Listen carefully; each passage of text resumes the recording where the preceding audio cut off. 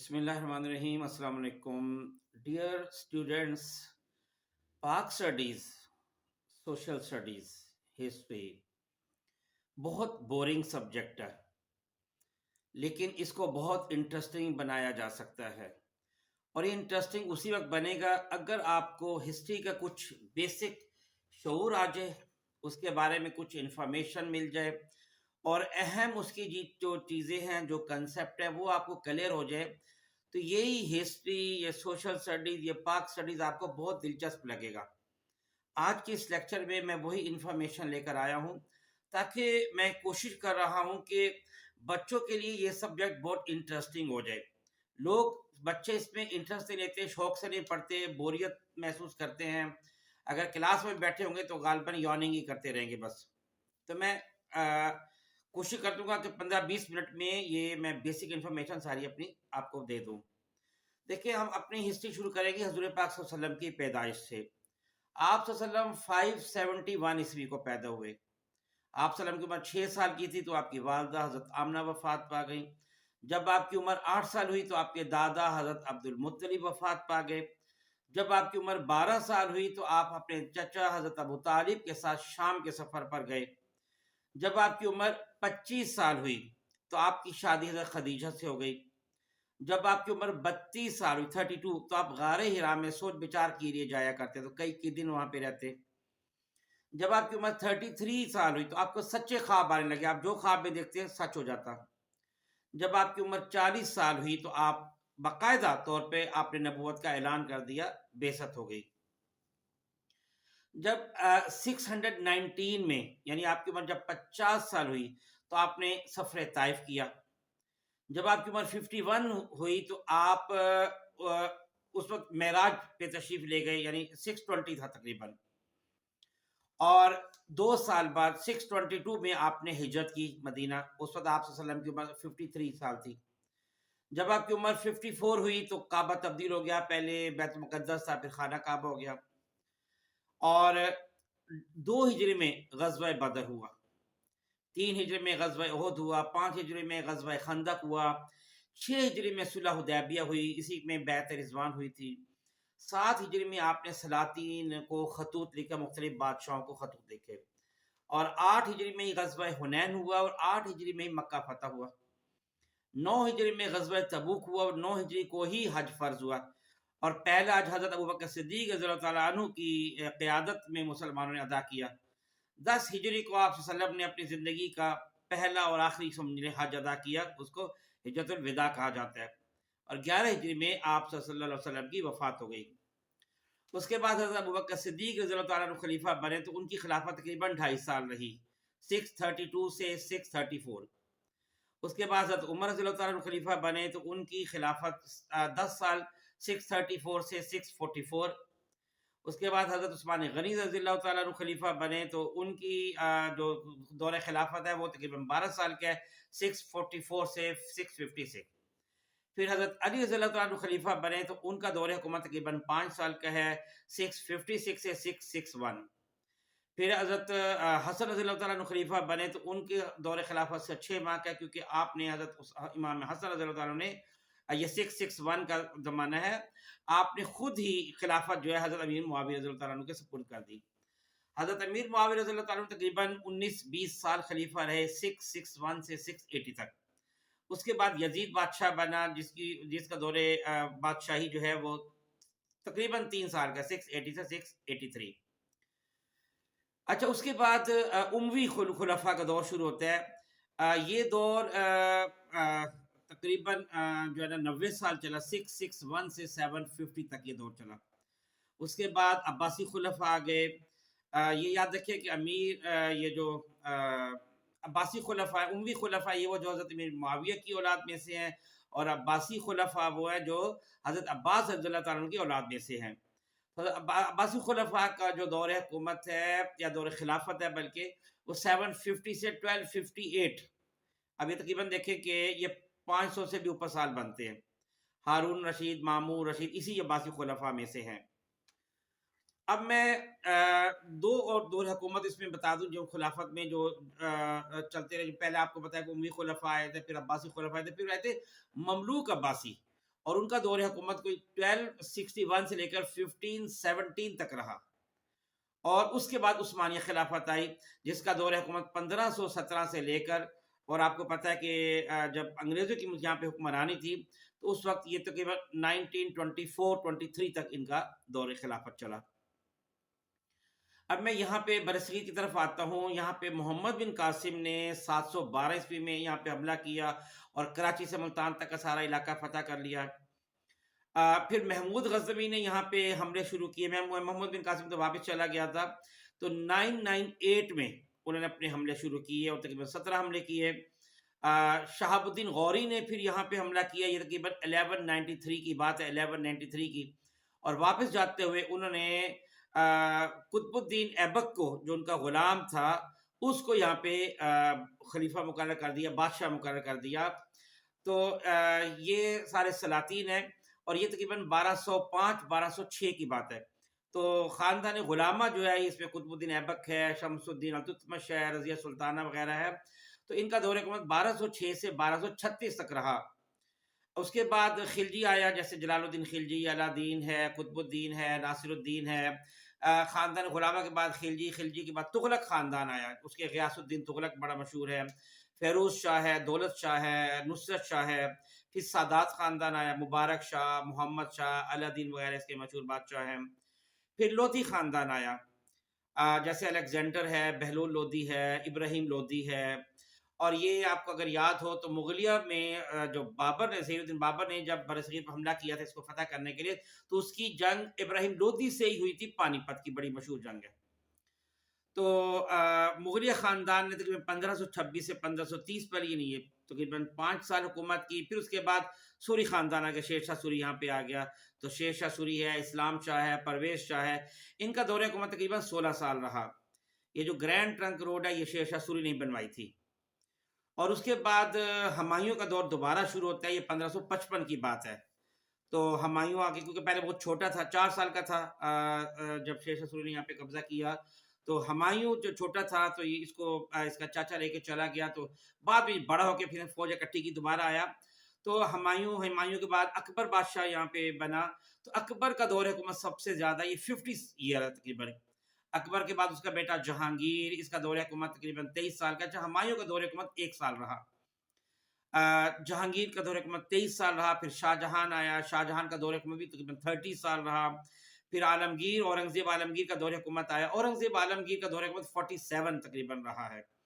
اس کے بعد کچھ اور چھوٹے چھوٹے بادشاہ آتے رہے، جیسے شاہ عالم ہے، محمود شاہ ہے، احمد شاہ، شاہ عالم، محمد شاہ رنگیلا، اور آخر میں بہادر شاہ ظفر۔ بہادر شاہ ظفر یہ 1857 کی بات ہے، جب یہاں پہ جنگ آزادی ہوئی اور انگریزوں نے یہاں پہ قبضہ کر لیا۔ اب اس کے بعد ہم آگے چلتے ہیں۔ اس کے بعد سر سید احمد خان کا بڑا رول ہوا، کہ جنہوں نے تحریک علی گڑھ شروع کی، انہوں نے 1858 میں ہی محمدن اینگلو اورینٹل کالج شروع کیا، اور ان کا کہنا یہ تھا کہ مسلمانوں کو انگریزی پڑھنی چاہیے تاکہ مسلمان انگریزوں کے ساتھ دو بدو بات کر سکے اور دنیا میں ترقی کر سکے۔ اور یہی محمدن اینگلو اورینٹل کالج ہے، جو بعد میں پھر علی گڑھ یونیورسٹی بھی بن گیا۔ 1877 میں علامہ اقبال رحمۃ اللہ علیہ پیدا ہوئے۔ 1876 ایک سال پہلے قائد اعظم پیدا ہوئے تھے 1876 میں۔ اور 1885 میں ہندوؤں نے اپنی کانگریس بنائی تھی، انڈین کانگریس جس کو کہتے ہیں نیشنل کانگریس۔ تو یہ 1885 کی بات ہے، اے او ہیوم نے اس کی بنیاد رکھی تھی۔ یہ کہنے کو تو یہ تمام برصغیر کی تمام جماعتوں کی نمائندہ جماعت تھی، لیکن اصل میں ایسا نہیں تھا۔ 1905 میں تقسیم بنگال ہوئی، اور اصل میں بنگال بہت بڑا صوبہ تھا، تو انگریز چاہتے تھے کہ اس کا اثر اس میں جو انتظامات سارے اچھے طریقے سے ہو جائیں، تو انہوں نے اس کو 2 حصوں میں تقسیم کر دیا، مشرقی بنگال اور آسام۔ لیکن مشرقی بنگال میں مسلمان اکثریت میں تھے، تو مسلمان خوشحال ہونا شروع ہو گئے، کیونکہ ان کی یہاں پہ تقریباً ایک قسم کی حکومت بن گئی تھی، اکثریت میں تھے۔ تو ہندوؤں کو یہ ناگوار گزرا، تو انہوں نے اس بات کے لیے تحریک شروع کر دی کہ بنگال کو دوبارہ پہلے جیسا صوبہ بنایا جائے۔ یہ دیکھ کر مسلمانوں نے پتہ محسوس کر لیا کہ یہ جو ہندو ہے صرف ہندوؤں کی ہے، انڈین نیشنل کانگریس صرف ہندوؤں کی، ہمیں علیحدہ جماعت بنانی چاہیے۔ تو سر سلیم اللہ خان ہے، نواب وقار الملک ہے، نواب محسن الملک ہے، حکیم اجمل خان وغیرہ، انہوں نے 1906 میں مسلم لیگ کی بنیاد رکھی۔ اور یہاں پہ وہ جو ہندوؤں نے جب اپنی حکومت ساری اپنے لگے ہوئے تھے کہ تقسیم بنگال کو منسوخ کیا جائے، تو منٹو مارلے ریفارمز ہوئی۔ یہ جو منٹو مارلے یہ وزیر ہند تھا مسٹر مارلے تھا، اور اس سے اور جنرل لارڈ منٹو انہوں نے مل کے یہ ترتیب کیا تھا۔ اصل میں اس نے ان کے جو تجاویز پیش کی تھی تو اس کو مسلم لیگ نے ویلکم کیا، کیونکہ اس میں انہوں نے کہا تھا کہ مسلمانوں کو بھی علیحدہ نمائندگی طور کی دی جائے گی۔ اس کا مطلب ہے وہ اس کو مسلمانوں کے ایک علیحدہ قوم تسلیم کر رہے تھے۔ انہوں نے یہ بھی کہا کہ جو ہماری قومی لیول پہ جو کونسل بنی اس میں ایک ہندو ہوگا ایک مسلمان ہوگا۔ تو یہ جو منٹو مارلے ریفارمز ہیں اس پہ مسلمان بہت خوش تھے، لیکن یہ کہ 1911 میں ہندوؤں کے پریشر میں آ کے انگریزوں نے دوبارہ تقسیم بنگال کو منسوخ کر دیا۔ تو اس کے بعد مسلمانوں کو اچھی طرح چونکہ محسوس ہو گیا تھا تو مسلمان ایسا ایسا مسلم لیگ کے جھنڈے تلے اکٹھے ہو رہے تھے۔ پھر 1914 میں پہلی جنگ عظیم شروع ہو گئی جو 4 سال تقریباً جاری رہی۔ اس جنگ میں جو ہے نا آپ کو اچھی طرح پتہ ہے کہ ترکی جو ہے وہ جرمنی کا ساتھ دے رہا تھا۔ تو انگریزوں نے مسلمانوں سے وعدہ کیا کہ اگر ہم یہ جنگ جیت گئے، کیونکہ ادھر سے مسلمان بھی تحریک چلا رہے تھے تو ان کو شک تھا کہ ہمارے جو کیونکہ وہاں پہ خلافت مسلمانوں کی خلافت ختم کر دی جائے گی، تو انگریزوں نے وعدہ کیا کہ مسلمانوں کی خلافت ہم ختم نہیں کریں گے اور مقامات مقدسہ بھی ترکوں کے پاس رہیں گے۔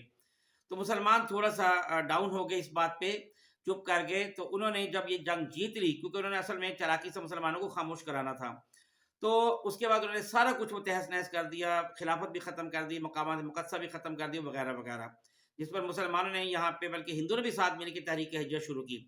لیکن اچانک 1921 میں ہندوؤں نے اپنی جو ہجرت ساتھ ملے تھے وہ علیحدہ ہو گئے، اور شو یہ کیا کہ یہ سارا کچھ مسلمانوں کا کیا دھرا، ہم تو علیحدہ تھے، جس پر انگریز مسلمانوں سے بہت زیادہ بدگمان ہو گئے۔ اور اس موقع سے فائدہ اٹھاتے ہوئے نہرو جو جواہر لال نہرو ہے اس نے 1928 میں جو ہے نا اپنی ایک رپورٹ پیش کی۔ اچھا، اس رپورٹ کا مقصد یہ تھا کہ ہندو مسلم اتحاد نہیں ہو سکتا، کیونکہ برصغیر میں صرف ایک قوم آباد ہے، ہندو، مسلمان نہیں ہے۔ تو اس چیز نے مسلمانوں کو یہ احساس دلایا کہ ہندو یعنی متحدہ ہندوستان میں ان کا مفاد بالکل نہیں ہے، اور ہندو کبھی بھی مسلمانوں کے ساتھ حمایت نہیں کریں گے اور ان کو علیحدہ جماعت تسلیم نہیں کریں گے۔ اس کے جواب میں پھر قائد اعظم نے اپنے مشہور 14 نکات پیش کیے۔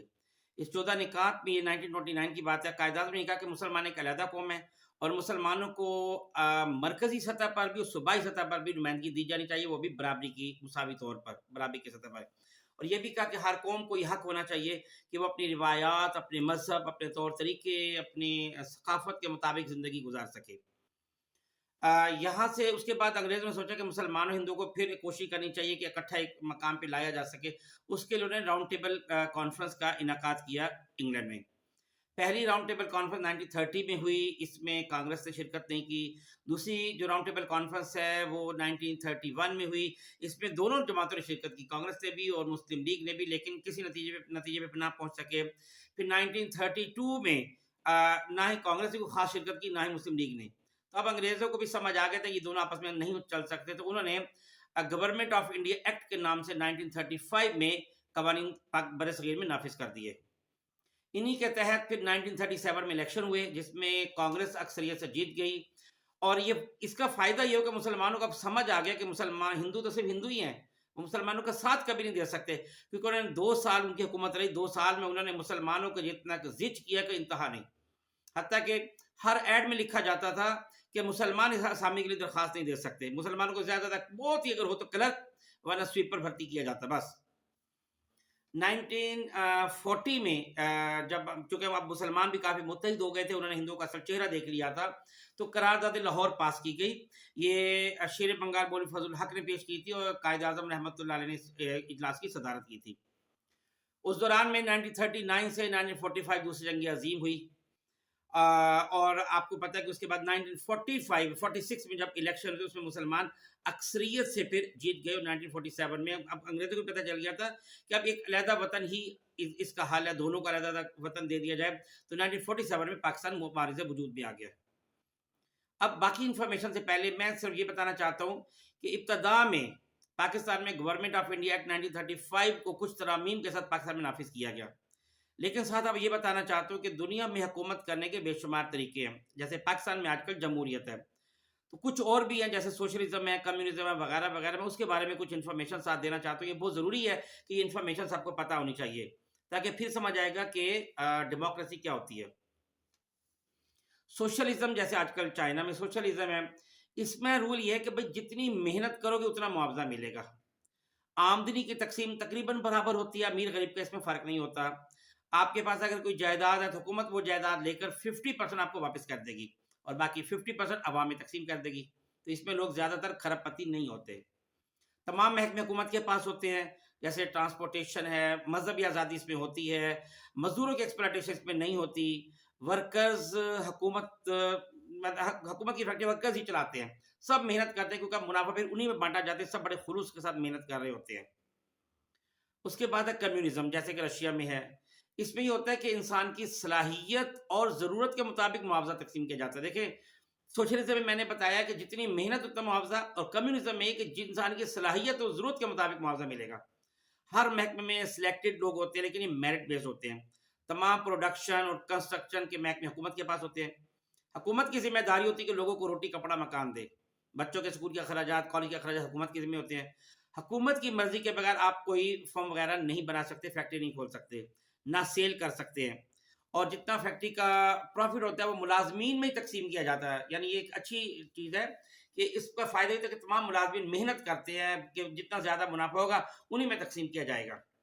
अगर देखिए, इसमें होता ही है कि ख़ानदान की ज़रूरत के मुताबिक आपको राशन मिलता है। अगर 5 अफ़राद हैं तो आपको 5 अफ़राद का राशन मिलेगा। उसके बाद एक है फ़ाशिज़्म, जो हिटलर का था जर्मनी में और मुसोलिनी का था इटली में। इन दोनों ने, हिटलर और मुसोलिनी, इसको फ़रोग़ दिया था। ये ताकत की हुकूमत है। इसमें ये होता है कि जो मज़हब और सियासत अलग-अलग चीज़ें हैं और कोई शय रियासत से बालातर नहीं समझी जाती। लोगों को कंट्रोल करने के लिए ताकत इस्तेमाल की जाती है। तमाम असासे हुकूमत के पास होते हैं। किसी ख़ास ग्रुप की भी इसमें सुपीरियरिटी होती है। इज़हार राय की आज़ादी नहीं होती। मीडिया हुकूमत के कंट्रोल में होता है। देखिए, इसका ये होता है कि इसमें वोटिंग भी नहीं होती। जर्मनी और रूस की जैसे जंग हुई थी, जिसके बाद इसको भी इससे नफ़रत हो गई कि उसमें 50 मिलियन लोग मारे गए। तो लोगों को अब इससे नफ़रत हो गई, नाम ही ऐसे गाली सा बन गया। फैसला का इख्तियार एक के पास होता है। इसका फ़ायदा ये होता है कि फैसला फ़ौरन हो जाता है, लेकिन इसका नुकसान ये होता है कि चूँकि एक आदमी फैसला ले रहा होता है, गलत भी हो सकता है, क्योंकि ये फैसला जल्दी में होता है। उसके बाद है आमरीत। आमरीत में होता है कि विरासत में हुकूमत चलती है। पार्लियामेंट होती है इसमें, लेकिन वोटिंग नहीं हो रही होती। बादशाह अपने एक को नायब मुकर्रर कर देता है, जो उसका वलीअहद होता है वही बादशाह बनता है। कोई कानून नहीं, बादशाह का फैसला ही कानून होता है। पावर समझो एक के पास होती है। फाशिज्म में रियासत के पास होती है, एक आमिर फैसला कर लेता है, और फाशिज्म में पूरी रूलिंग ग्रुप फैसला कर रहा होता है। यानी आप सॉरी आमरीत में एक आमिर फैसला करता है, फाशिज्म में पूरी रूलिंग ग्रुप होता है जो फैसला करता है। सियासी आज़ादी इसमें नहीं होती। जुराइम इसमें कंट्रोल होते हैं, जल्द से जुलूस आप नहीं निकाल सकते। इसके बाद है सदारती निज़ाम। सदारती निज़ाम जैसे कि अमेरिका में है, इसमें अवाम सदर मुंतखब करती है और उसे हटाया नहीं जा सकता अगर मुद्दत पूरी करता है। अगर अवाम उससे मुतमिन ना हो तो उसमें फिर रेफरेंडम कराया जाता है। इसमें मुल्की वसाइल अवाम के पास होते हैं। असला भी इवन प्राइवेट कंपनियां बनाती हैं, फिर हुकूमत को फ़रोख्त करती हैं। अवाम को जायदाद बनाने बेचने की इजाज़त होती है। अमीर गरीब का फ़र्क इसमें काफ़ी ज़्यादा हो सकता है, और इसमें मार्केट में बहुत सख्त मुकाबला होता है जिससे अशिया कंट्रोल रहती हैं। उसके बाद है जमहूरियत, जो हमारे मुल्क में है, इंडिया में भी है। अच्छा, यहाँ पे जमहूरियत में ये है कि पावर इलेक्टेड लोगों के पास होती है, अक्सरियत की हुकूमत होती है, 18 साल से ज़्यादा उम्र के लोग वोट दे सकते हैं, आज़ादी मुकम्मल होती है, सियासी आज़ादी है, मुआशी आज़ादी है, मज़हबी आज़ादी है, सकाफ़ती आज़ादी है, रसूमात वग़ैरह है। और एक चीज़ तो थोड़ा-सा इसमें होता है कि इसमें कंप्रोमाइज़ होता है, कोऑपरेशन होता है, और टॉलरेंस होता है। इसमें हमारे मुल्क में जो जमहूरियत है ये पार्लियामेंट्री जमहूरियत है, जिसमें हम एमपी और एमएनए चुनते हैं। एमएनएज़ में फिर वोटिंग होती है और वहाँ से वज़ीर-ए-आज़म बनता है। एमपीएज़ में वोटिंग होती है और वहाँ से वज़ीर आला बनता है, और फिर एमएनए की वोटिंग से ही उसके बाद सेनेट के मेंबरान सेलेक्ट किए जाते हैं। और जो कौमी असम्बली है, इसमें एक कौमी असम्बली होती है और एक सेनेट होती है। कौमी असम्बली को ऐवान ज़ेरी कहते हैं और सेनेट को ऐवान बाला कहते हैं। कौमी असम्बली का जो हेड होता है वो स्पीकर कहलाता है, और सेनेट का जो हेड होता है वो चेयरमैन कहलाता है। अगर एक होता है यहाँ पे गवर्नर राज, वो رہ گیا. گورنر راج یہ ہوتا ہے کہ اگر گورنر یہ محسوس کرتا ہے کہ صوبے کے کا جو کام ہے سارے وہ صحیح طرح نہیں چل رہے اور وزیر اعلیٰ سے کچھ کنٹرول نہیں ہو رہا, تو صدر کو لیٹر لکھے گا کہ آئین پاکستان کے تحت ملک نہیں چل رہا, لہٰذا آپ یہاں پہ گورنر راج نافذ کر دیں. تو صدر جو ہے وہ گورنر راج نافذ کر سکتا ہے, لیکن اس کی صرف 2 ماہ کے اختیار اس کے پاس. 2 ماہ کے اندر پھر پارلیمنٹ سے آپ کو اس کی توثیق کرانا ہوتی ہے. اگر پارلیمنٹ بھی اس کو مزید چاہے تو زیادہ سے زیادہ 2 مہینے کے لیے ایکسٹینڈ کر سکتی ہے بس, اور اس کے بعد یہ اختیار صرف عدالت کے پاس چلا جاتا ہے. عدالت بھی 2 ماہ کے لیے اور دے سکتی ہے, اس سے زیادہ نہیں. گویا ہر صورت میں 6 ماہ کے اندر پھر یہاں پہ دوبارہ الیکشن کرانے ہوتے ہیں. اب یہ ہوتا ہے کہ قانون کیسے بنتا ہے. یہ یاد ہے کہ قانون بننے کے لیے ہوتا ہے کہ چاہے وہ صوبائی لیول ہو چاہے مرکزی لیول ہو, کہ کوئی ایک ایم این اے یا ایم پی اے جو ہے نا وہ اپنی ایک پیش کرتا ہے پوائنٹ اپنا, یہ ہے کانسٹیٹیوشن ہم بنانا چاہتے ہیں اس چیز پہ. تو جیسے وہ پیش کرتا ہے اس پر ڈسکشن جو ہے نا وہ سٹارٹ ہو جاتی ہے, اور اگر اکثریتی ایم این ایز اس کو اپروو کر دیں تو اس کے اپروول کے بعد وہ سینٹ میں چلا جاتا ہے, اس پر بھی دوبارہ اس پہ باقاعدہ ڈسکشن ہوتی ہے. اگر سینٹ بھی اس کو اپروو کر لے تو وہ صدر کے پاس چلا جاتا ہے, صدر کے سائن کے بعد وہ قانون بن جاتا ہے. جب کوئی قانون بنتا ہے تو اس کے بعد وہ عدالتوں میں بھیج دیا جاتا ہے تو وہی قانون نافذ ہو جاتا ہے. ایک ہوتی ہے بیوروکریسی. حکومت کے مستقل ملازمین ہوتے ہیں, یہ مثلاً جو سی ایس ایس کیا ہوتا ہے, پی سی ایس کیا ہوتا ہے, تو یہ کر کے ملازمت کر رہے ہوتے ہیں. جیسے اسسٹنٹ کمشنر ہے, ڈپٹی کمشنر ہے, نیب ہے, پی آئی اے کے ملازمین ہیں, یہ اعلیٰ درجے کے, یہ سب فیڈرل پبلک سروس کمیشن سے سلیکٹ ہو کر آتے ہیں. لیکن سلیکٹ تو پروفیسر پرنسپل بھی سلیکٹ ہوتے ہیں, لیکن وہ جو ہے نا وہ بیوروکریسی میں شامل نہیں ہوتے. تو یہ جتنے بھی بیوروکریٹ ہوتے ہیں ان کا کام ہوتا ہے کہ حکومت کی پالیسی کو انہوں نے امپلیمنٹ کرنا ہوتا ہے.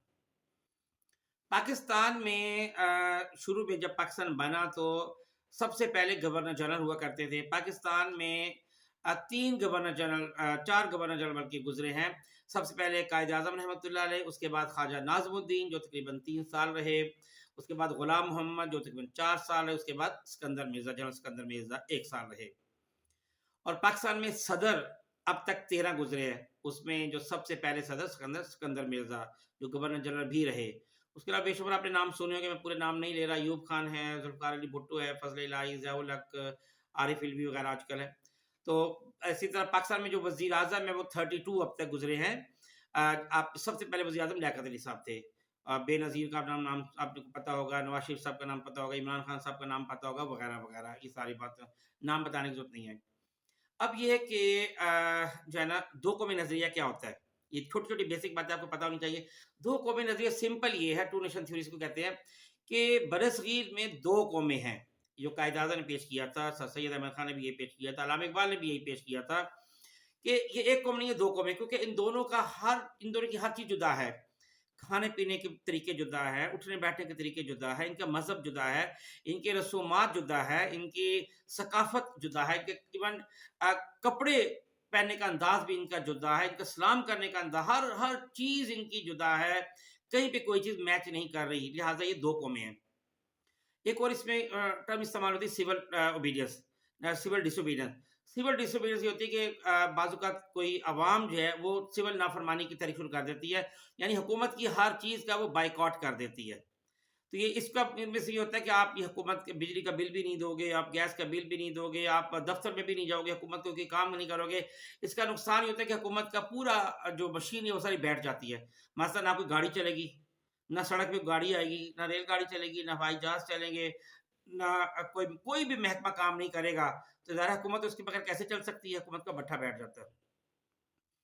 ایک اس میں استعمال ہوتی ہے سوورنٹی. سوورنٹی یہ ہوتی ہے کہ پاکستان میں جو حکومت ہے وہ خدا کی ہے, اصل حکومت خدا کی ہے, اور پاکستان میں جو قوانین بنائے جائیں گے وہ صرف وہ بنائے جائیں گے, وہ قوانین جو اللہ کے اور اس کے رسول کے بتائے ہوئے جو احکامات ہیں, جو ان کے رولز ہیں, اس کے انڈر ہوگے. اس سے ہٹ کر کوئی قانون نہیں بنایا جا سکتا. اس کو سوورنٹی کہتے ہیں.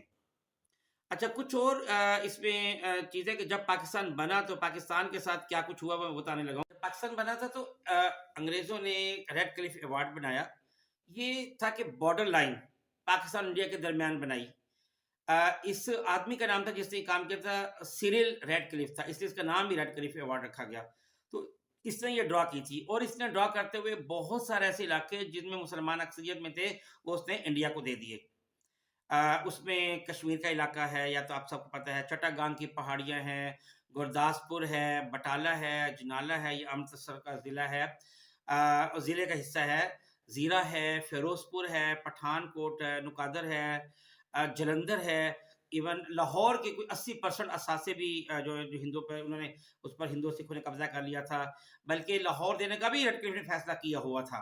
तो मुसलमानों के साथ बहुत इब्तदा में पाकिस्तान के साथ बहुत ज़्यादतियाँ की गई, उनको असला पूरा नहीं दिया गया, उनके फ़ौज पूरी नहीं दी गई, हर चीज़ में मुसलमानों को यानी यूँ समझे कि कोशिश ये की गई इसको भूखा नंगा करके इनको एक मुल्क दिया जाए ताकि ये मुल्क चल ना सके। उनकी ये प्लानिंग थी, लेकिन अल्लाह का शुक्र है भला कि ये मुल्क चला और फिर अल्हम्दुलिल्लाह भागा और अल्हम्दुलिल्लाह अल्लाह का शुक्र है तरक्की कर रहा है। और इस वक्त जो मुल्क की सूरत हाल है वो बताने लगा हूँ। कहते हैं कि पाकिस्तान बड़ा खूबसूरत मुल्क है, तो उसकी खूबसूरती किस वजह से है, ये पिछले एक लेक्चर में बता चुके, लेकिन मैं चंद एक मोटी-मोटी बातें दोबारा इस लेक्चर से चूँकि कंसर्न्ड है वो बताने लगा हूँ, कि उसकी 7 बड़ी रीज़न्स हैं। पहली रीज़न, यहाँ पे 17 मशहूर वादियाँ हैं, जैसे वादी नीलम है, हुंजा, स्वात, कागान, रावलकोट वगैरह। फिर यहाँ पे 10 सियाहती मकामात हैं, जैसे केटू है, नांगा पर्वत है, चित्राल है, स्कर्दू है। फिर यहाँ पे 76 औलिया अल्लाह के मज़ारात हैं, जैसे शाहरुख ने आलम रहमतुल्लाह अलैह, दादा दरबार, शाह अब्बास कलंदर, सखी सरवर, सुल्तान बाहू वगैरह रहमतुल्लाह अलैह। फिर यहाँ पे 10 कदीम तहजीबें यहाँ पे आबाद रही, उनके निशानात हैं, जैसे टक्सला, गंदारा, हड़प्पा, मुंजदड़ो, तकबाई, वाद स्वां। फिर यहाँ पे 65 तारीखी किले हैं, जैसे शाही किला, रोहतास किला, दराबड़, नूर महल वगैरह। फिर यहाँ पे 15 झीलें हैं, जैसे सैफुल मुलूक है, शिंदूर है, सदपारा पाए है। 14 यहाँ पे बड़ी-बड़ी मशहूर मसाजिद हैं, फैसल मस्जिद है, भुंग मस्जिद है, बादशाही मस्जिद है, वज़ीर मस्जिद वज़ीर खान है। अच्छा, सबसे छोटी यूनिट जो पाकिस्तान में, उसको यूनियन काउंसिल कहते हैं। पाकिस्तान में टोटल इस वक़्त 8000 यूनियन काउंसिल हैं और उससे फिर बड़ी ज़िला काउंसिल होती है। पाकिस्तान में सिर्फ 580 ज़िला काउंसिल हैं। यूनियन काउंसिल से बड़ी 20 से 40 यूनियन काउंसिल मिलकर एक तहसील बनाती हैं और इस वक़्त सिंध में 150 तहसीलें हैं, पंजाब में 178 है, फाटा में 48 है, केपीके में 83 तहसीलें और बलूचिस्तान में 134 तहसीलें हैं। कुछ तहसीलें मिलकर फिर एक ज़िला बनाते हैं। जैसे बलूचिस्तान में इस वक़्त 36 ज़िले हैं, केपीके में 28 है, गिलगित बल्तिस्तान में 7 ज़िले हैं, पंजाब में 42 हैं, सिंध में 30 हैं। और फिर कुछ ज़िले मिलकर डिवीज़न बनाते हैं। जैसे बलूचिस्तान में 8 डिवीज़न हैं, केपीके में 7 हैं, गिलगित बल्तिस्तान में 3 हैं, पंजाब में 11 डिवीज़न हैं और सिंध में 7 डिवीज़न हैं। तहसील का जो बड़ा अफ़सर होता है उसको एसी कहते हैं, असिस्टेंट कमिश्नर कहते हैं, और ज़िले का जो बड़ा अफ़सर होता है उसको डीसी यानी डिप्टी कमिश्नर कहते हैं, और डिवीज़न का जो बड़ा अफ़सर होता है उसको कमिश्नर कहते हैं। और फिर कुछ डिवीज़न मिलके फिर सूबा बनाते हैं और पाकिस्तान में 5 सूबे हैं। सूबे का जो बड़ा अफ़सर होता है उसको चीफ मिनिस्टर कहते हैं और एक उनका इंतज़ामी होता है जिसको गवर्नर कहते हैं। अच्छा, अभी मैं आता हूँ कि जो सूबाई असम्बली हमारी होती है, पंजाब में इस वक़्त 371 एमपीज़ होते हैं पंजाब असम्बली में। सिंध में 168 हैं, बलूचिस्तान में 65 हैं, केपीके में 145 हैं और कौमी असम्बली जो होती है उसमें इस वक्त 342 मेंबर्स हैं, जो यानी यूँ समझे कि ऑथोराइजेशन है उसकी। और उसमें अगर 2/3 अक्सरियत अगर कोई ले जाए पार्टी तो उनका बंदा फिर वज़ीर आज़म बन जाता है। 2/3 का मतलब है 342 में से 257 अगर कोई वोट ले जाती है तो वो उनको इख्तियार दिया जाता है कि आप अपना वज़ीर आज़म बना लें। और अगर वो ना ले सके तो फिर और पार्टी के साथ मिल के अक्सरियत बना के तो फिर वो अपना कोई वज़ीर आज़म बनाते हैं और यही हाल वज़ीर आला का होता है। और अगर सदर पाकिस्तान मुंतखब करना हो तो वो हर सूबे से 65 वोट लिए जाते हैं और सदर पाकिस्तान को चुना जाता है। जो सेनेट है, सेनेट में हर सूबे से 23 मेंबर लिए जाते हैं, जिसमें से 14 जनरल सीट पर होते हैं, एक गैर मुस्लिमों के लिए सीट है, 8 सीटें फाटक के लिए हैं। हर सेनेटर 6 साल के लिए सिलेक्ट होता है और वो मैं ऑलरेडी बता चुका हूँ, जो कौमी असम्बली का हेड होता है उसको स्पीकर कहते हैं, जो 3 साल बाद फिर जो है ना जो सेनेट का हेड है वो उसको चेयरमैन कहते हैं। और अगर सदर मौजूद ना हो तो ये जो है सदर का समझो कि एक्टिंग सदर का काम देता है और जो कौमी असम्बली का हेड स्पीकर है वो 3 साल बाद फिर रिटायर हो जाता है। और ये यानी मेन अहम जितनी भी पाक स्टडी को समझने के लिए ये जितनी भी उसकी हिस्ट्री थी वो मैंने बताई है। उससे कंसर्न जो बातें मेरे जहन में आई थी वो सारी मैंने आपको बताई हैं कि इस तरीके से जो है ना हिस्ट्री को अगर आप ये याद कर ले तो समझना आसान हो जाएगा, उसको पढ़ना आसान हो जाएगा। और अगर आपको हिस्ट्री, ज्योग्राफी, हिस्ट्री में और सोशल स्टडी में अगर कोई ऐसे फिर भी टर्म्स ऐसी हैं जो आपको समझ आ रही, लग रहा है कि बहुत मुश्किल है, समझ नहीं आ रही, वो आप मुझे लिख के भेज देंगे तो उसमें मैं एक अलहदा लेक्चर जो है वो तैयार कर लूँगा। इसको पहले पढ़िए, समझिए, कोशिश करें इसको आप ज़हन नशीन कर लें। इसके करने से आपको हिस्ट्री पढ़ना, सोशल स्टडी पढ़ना बहुत आसान हो जाएगा। बहुत शुक्रिया। अस्सलाम वालेकुम व रहमतुल्लाहि व बरकातहू।